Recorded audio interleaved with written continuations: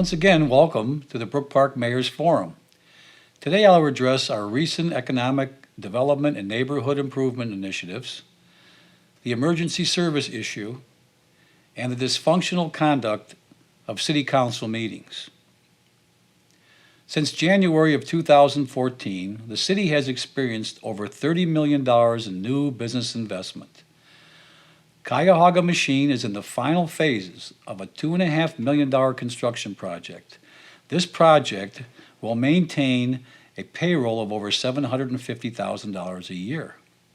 Also, Boss Pro Karting is in the middle of an over $2 million redevelopment project that will provide a new payroll of over $500,000.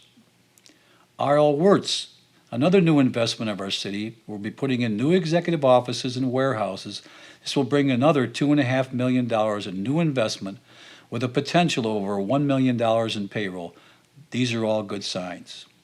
Further, E.L. Musty, a longtime corporation resident of our city, is in the process of his new warehouse project.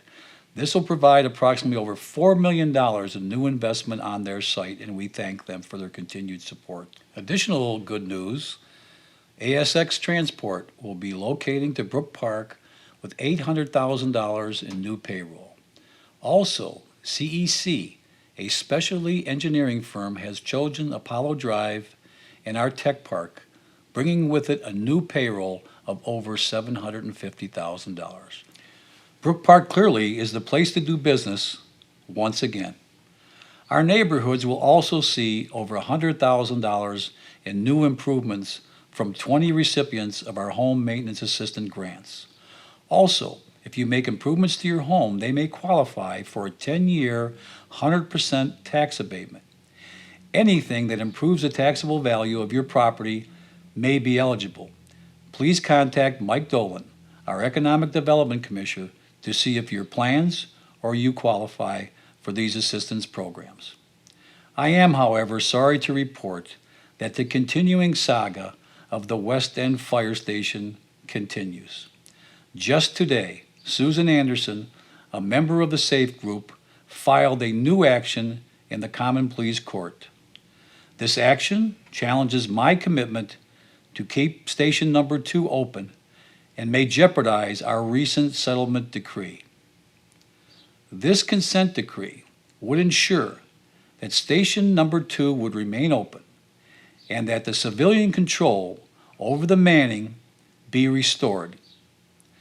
This decree settled all litigation and provided for what the voters thought they voted on in a recent election, that is, keeping Fire Station Number 2 open.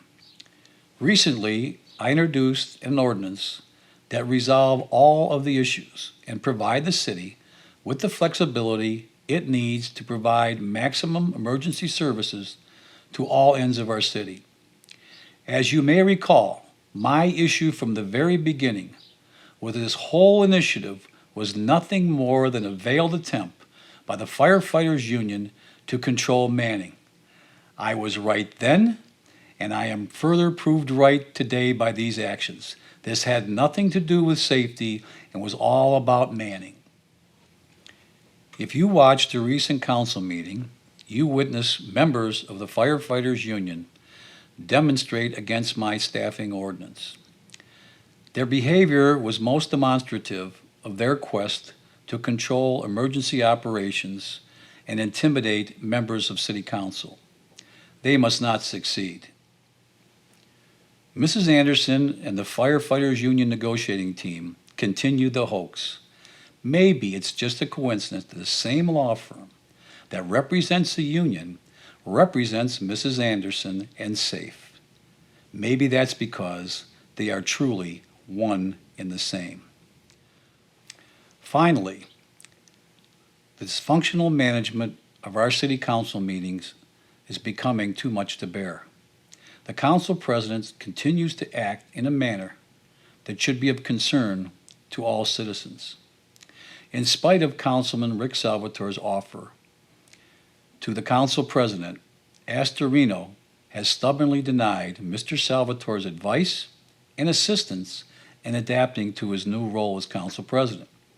Instead, he continues to deny council members their voice and treats our residents with disdain.